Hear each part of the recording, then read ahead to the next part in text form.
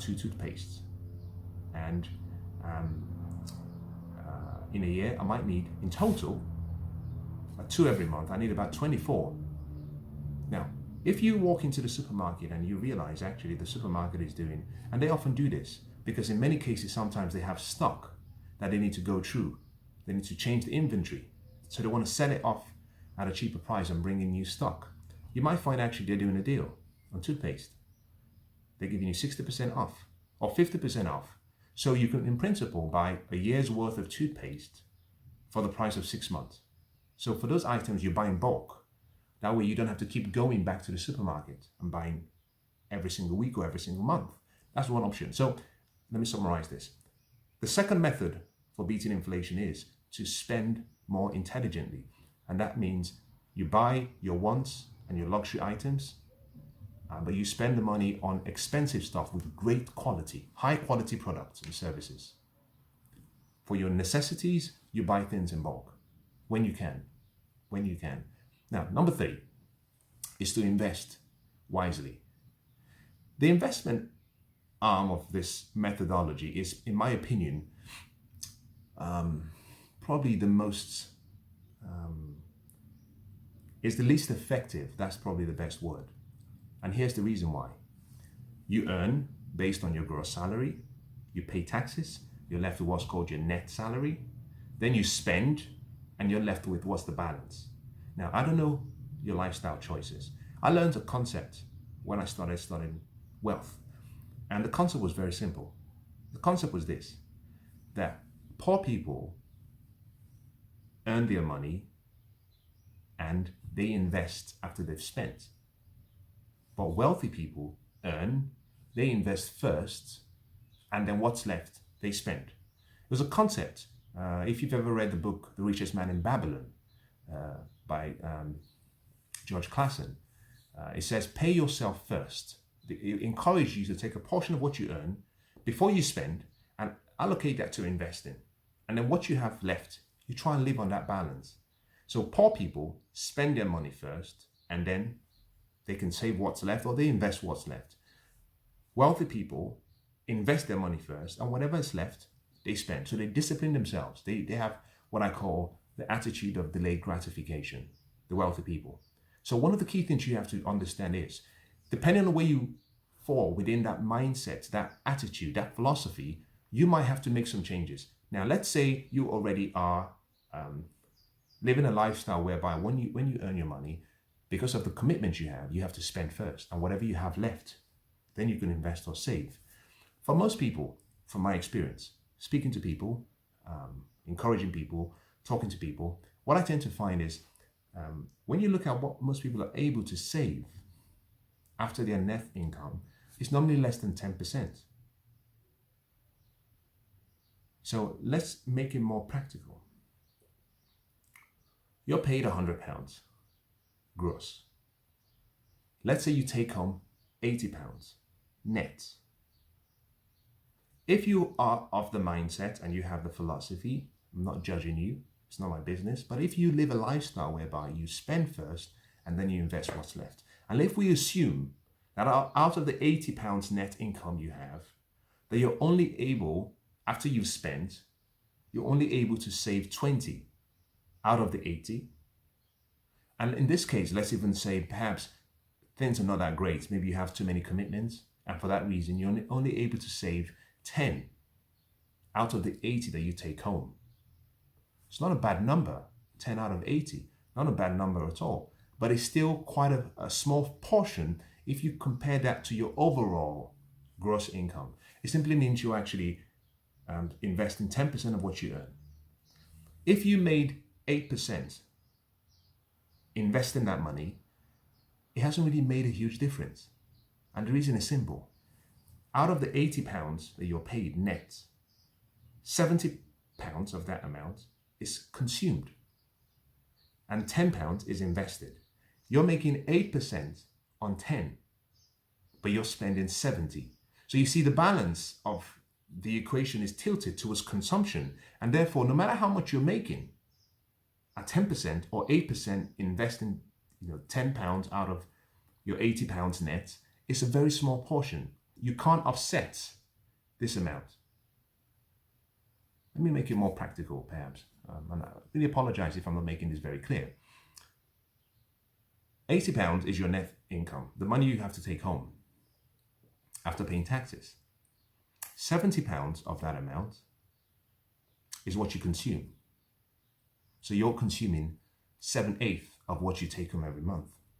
If inflation increases, in my case, at 8%, now just think about this, if inflation increases at 8% every year, it means that £70 that I have, by the end of the year, the purchasing power of that £70 would have reduced by roughly about £5.60, roughly. Forgive me if my arithmetic is bad here. I'm just pulling out the numbers from my head. But I would have lost about £5.60 or £5.80 of purchasing power from what I spent for the whole year.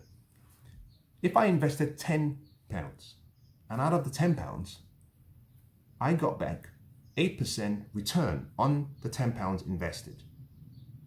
My interest out of that £10 at 8% is simply going to be too small. In principle, what I'm getting back is £0.8 for every 10 that I invest, assuming that I make 8% return. So what you're comparing is £0.8, which you're making as interest, against £5.80, which is the inflation increase. So when you add both of them, you notice actually that this £5.80 less this 0.8 means that the net impact on inflation for you is £5. You're worse off by £5. It simply means your net inflation impact is still 5%. Now, I hope that makes sense. The point I'm trying to make is this. If you're trying to focus on beating inflation by earning a rate greater than inflation, you're not really going to do that well. The reason being that, unfortunately, only a small portion of what you're earning is being invested. If you flipped it on the other way and said, okay, well, I invest 20% of what I earn, suddenly that £0.8 goes up to £1.6. If you invest, say, 30% of what you earn, that 0.8 goes up to £2.40. If, on the other hand, you say, I invest 50% of my net income, that's fantastic. It simply means now you're making £4 on your investment. It's starting to get a little bit better. It's tilting towards your side. The point I'm making is this, that the focus, if you were to ask me, of these three options, Mensa, you've provided, earn more every year at a rate greater than inflation, spend more wisely, or invest and invest intelligently at 8%, I think that my recommendation to you will be option 2. Now, we talk about making 8% every year. One of the things I should say is that the advantage that you have if you invest your money is the ability to apply what Albert Einstein called the eighth wonder of the world, and that is compound interest. Simply means every year if you earn 8% and you take the £10 you invested, the £0.8 of interest, and you reinvest it the next year and you keep reinvesting and reinvesting, then your money starts to compound over time, and that is a great advantage. But let me say something to you, because I've spent some time studying this. Irrespective of what asset class you look at, there is no asset class out there that can guarantee you 8% every year in perpetuity. If you want to invest in stocks over a 10-year period, depending on the country you live in, if you live in the UK or you live in the US, I've looked at the UK stock markets and I've looked at every single potential indices, the FTSE 250, the FTSE 100, the FTSE All Shares. In principle, if you invested that money in all of the companies in the UK and you just said, I can't pick the right ones, I just want to spend my money across all of them. If you invested in the FTSE All Shares over the last 10 years, and I've done the numbers, I've done the analysis, you would have made roughly 6%. If you invested in something called the FTSE 100, you would have made just a little bit better. I think 6.7%, 6.6%. If you invested in what's called the FTSE 250, you would have made something a little bit better. you would have been making something in the region of about 14%. The point I'm making is this. There's no guarantee. Now, in that 10-year period, 2018, doesn't matter which of the indices you invested in, on average, the average person, 2018, made roughly minus 10%. Depending on the indices you chose, you made less than zero. So there's some volatility in your returns every year. But on average, over a 10-year period, I would say averages, and that's why most stock markets will say averages is something in the region of between 6% and 8%. If you're investing in the US, over the last 10 years, I did the analysis, you would have made 10% on average. But that would have required you staying and continuing to invest every year. Over any 1 or 2 year period, it can swing from minus 25% to plus 25%. The point I'm making is this, that achieving a rate greater than 8% inflation, if you were using my approach, and you were thinking, I'm going to make 10% every year, if you were doing it in stocks, there's no guarantee. Over a 10-year or more period, maybe you might do well. If you're investing in housing or properties, no one can tell you that this is a guaranteed rate of return. Anyone who tells you it's a guaranteed rate of return for a 10-year period, I want you to put your money in your pocket and I want you to run. Because I can tell you this, things change. It's not a bond. Now, if you want to invest in bonds, on the other hand, if you're in the UK, the best you can get for a 10-year bond is 1.26%. I'm explaining all of this to make a point. Investing and making good returns is not as easy as it sounds. Many people might tell you about the great investment opportunities, but over time, the numbers never lie. So my recommendation would be, if you're investing, and if you're investing in stocks or real estate, you should be quite conservative and say, do you know what, I'm going to look to make maybe something in the region of between, say, 5% and 10%. And I'm not going to try to be greedy. I'm not going to pursue unrealistic opportunities. The point I'm making is this. Option one, which is to earn more at a rate in your salary greater than inflation every year, is quite difficult. Option three, which is to invest at a high rate of return, is quite difficult because you'll need to invest in a portion of what you spend. Option two, however, in my opinion, is where you and I can make the most difference in our lives. And that simply means we become a little bit more wiser about how we spend money. If we can bring in the discipline of delayed gratification, if we can stop and say, do I need this? Now, I'll give you some ideas of some principles that I started using a number of years ago. And they were quite useful. May not apply to you. One example was, I realized actually that if I bought my products, my consumption necessities, my grocery shopping, if I bought it online, it was usually cheaper. If I bought products, clothing, if I bought it online, it was often cheaper. It's quite a simple reason. Most of these companies, they do not want to stock items because it's so much more expensive to have products stored in a warehouse on site. They would rather have that at a remote warehouse and have that delivered straight to you, and for that they give you a discount. So sometimes buying online is cheaper. I found actually if I was going to travel, which I like to do, but if I just looked in advance and I just apply some planning to what I was going to do, rather than waiting until maybe a few weeks before I wanted to travel, that I could get, in some cases, 12% up to 30% off the price of the flight or the accommodation.